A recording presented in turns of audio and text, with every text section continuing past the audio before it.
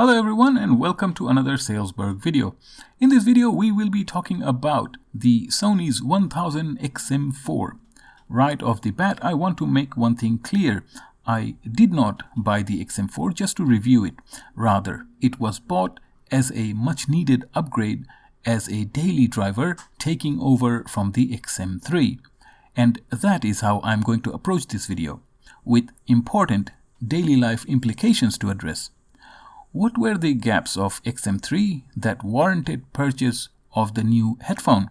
Also, I'll explain in conclusion why one should buy XM4 and why the XM3 is still a fantastic headphone if anyone is considering.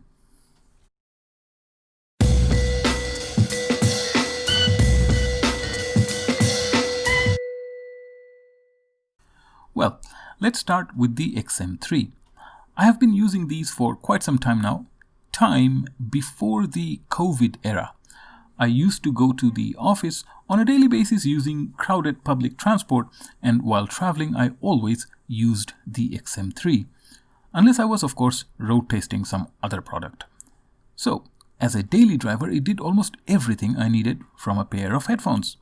It was comfortable enough for about an hour, had sound that I could customize to my liking, and it was the king of noise cancellation. I was totally happy with it, with one exception. That was taking calls in noisy environments. But that was then. Made a few calls every now and then, so not really a deal breaker if you ask me. Then COVID hit, and the way we work changed.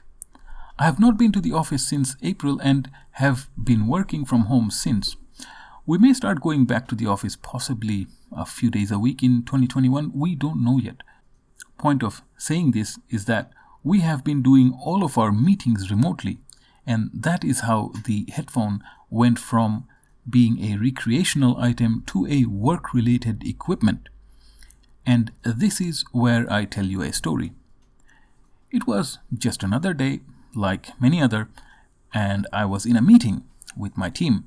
Had the XM3 on, so far so good. The noise cancellation was on, like always. Meeting, and at some point my wife came and asked me something.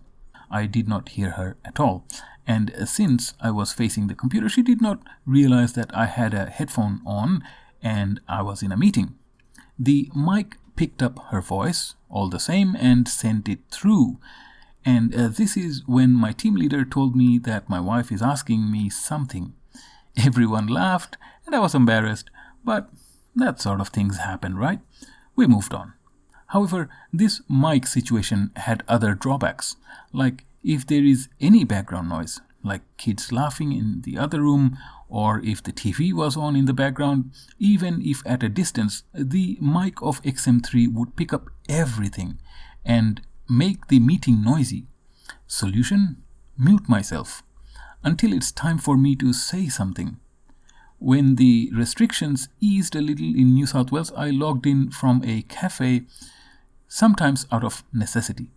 And in the noisy situation, the XM3 was unusable in meetings. And that is not an exaggeration. I stopped using the XM3 in such situations and put on a set of hands-free earphones which served the situation better. So, I'm not traveling. And for meetings, the XM3 is letting me down. And not having multi-device support was the last straw. I get calls on my phone too. Meetings using the headphone, and for calls, take off the headphone and answer the phone, it was all just a bit much. So I went ahead and bought the XM4, and my experience is thus. The XM3 was worn on a very regular basis for a number of hours a day, so the cushion was worn in and fitted me more comfortably. The XM4 appears to have the same cushioning, but being new, it's still a bit firm, so I'll reserve my opinion about comfort till it's worn in a bit. As far as clamping force goes, it's the same and a tad bit more than what I would like. The cavity space does appear to be ever so slightly increased due to a new sensor they used. If you ask me, while there was a chance they may as well have gone deeper and match what Bose is doing. I suppose they will keep increasing the cavity space by 1 millimeter every release. The sound, I don't particularly feel they are much different, but the XM3 fits me better at this point in time, so my perception of sound feels better in XM3. Please note, the word feels, it's a personal opinion. I have no measurements to show that they are same or better or worse. And to be frank, given this purchase is driven by purpose, other than sound quality, I'd be splitting hair to tell them apart sound-wise anyway. Okay, short break. I have a second channel. It's called Property Technical, and those of you who care about properties will find loads of useful info there. Check it out. Property Technical. Okay, back to the video. Function-wise, Sony has left things at about the same as the XM3 as well. Gestures. I have something to say about that. After all this time of using these headphones, I still can't make myself like the swipe gestures. Let me explain. If we were to put the headphones on the table and swipe various gestures, it would work with good amount of accuracy, but it will not work 100% of the time. Sometimes it misses the gesture, not because there is something wrong with the tech. We as a human cannot swipe with 100% accuracy in exact same manner required to carry out the task each and every single time.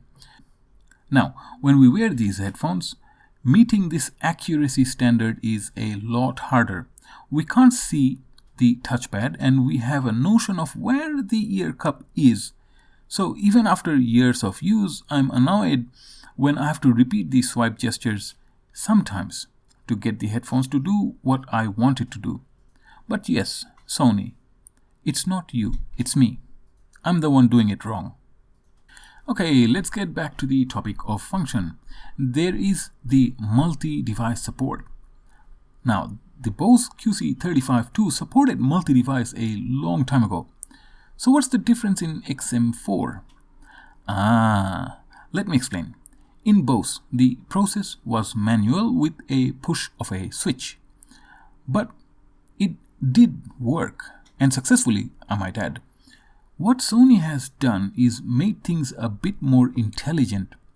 If, let's say, I'm listening to Spotify from my phone, and on my laptop I join a Teams meeting, Spotify on the phone is paused and the audio and mic is switched to the laptop. Once I hang up there, the audio switches back to the phone and resumes the playback. So this automation of switching between two devices was a make or break item which Sony handled successfully. Props for that. And in saying that, it is also proper to mention that there were other enhancement attempts that did not go so well. Like speak to chat. The idea was that you start talking and the headphone will lower the volume right down and turn on ambient sound so that you can have a conversation with someone. And once done talking, you can set a predetermined time when the headphone reverts back to music listening mode. And this new feature is a fail because it triggers itself by external sound even if I was quiet as a mouse. The next thing is DSEE Extreme. To explain this, let me grab what Sony says verbatim. DSEE Extreme uses AI technology to reproduce with high accuracy the frequency response of the original sound source lost during compression. Interesting.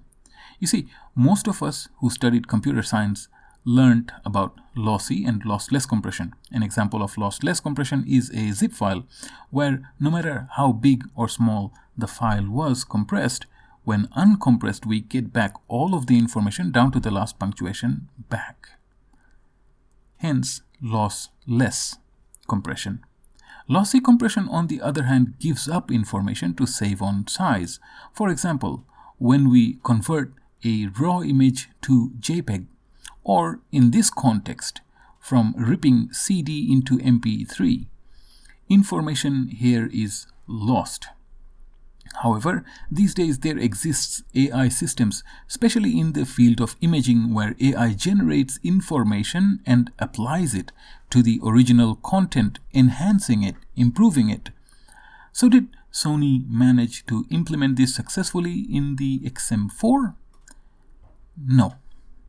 In the last 3 decades, I have seen many audio systems come and go with promise of such enhancement.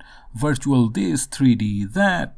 The DSEE Extreme is a nice phrase that we will soon forget, just like all the other gimmicks in the past.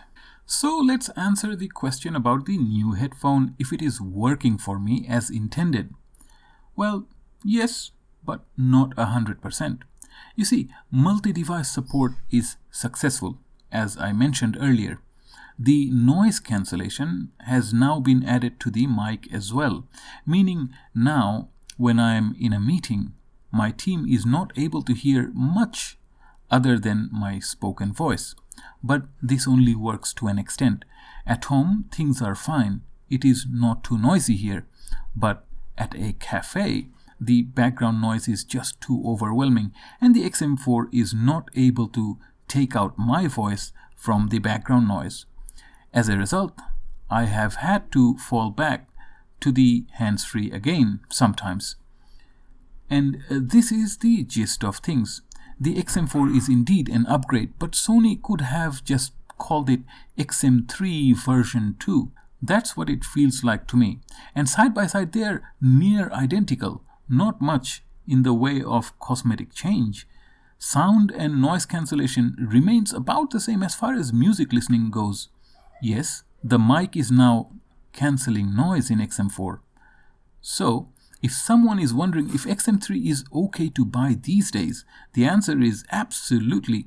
In fact, since XM4 is out, various retailers are slashing price on the XM3, which remains a formidable headphone. I have left affiliate links in the description if you want to check on the latest prices. The only compromises of the XM3 are multi-device connectivity and improvements to the mic. Most of the improvements in XM4 are just sidelines.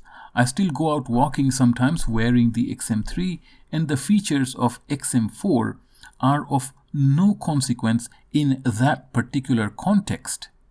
The experience of music listening is equally as good. Noise cancellation is potent. The XM4 matters when it is applicable for use. For my case, that'll be my work meetings. So, XM4 indeed is a step forward. That which is good in XM3 has been left alone, and other aspects are improved upon with room for further improvements. Sony, if you are listening, please give us more cavity space. Improve on the mic more, you are nearly there. Make clamping force adjustable, and please continue to not fix that which is not broken. Well, that is all I had to say in this video. Hope it was helpful. On my other channel, I have a lot to say about properties, and I try to be as funny as I can manage. Like in one of the recent videos, we talked about how property styling might make you a bit more money, and I jumped on the bed to make a point. Hope you would check that video out. I'll see you in the next video. Until then, you take care of yourself.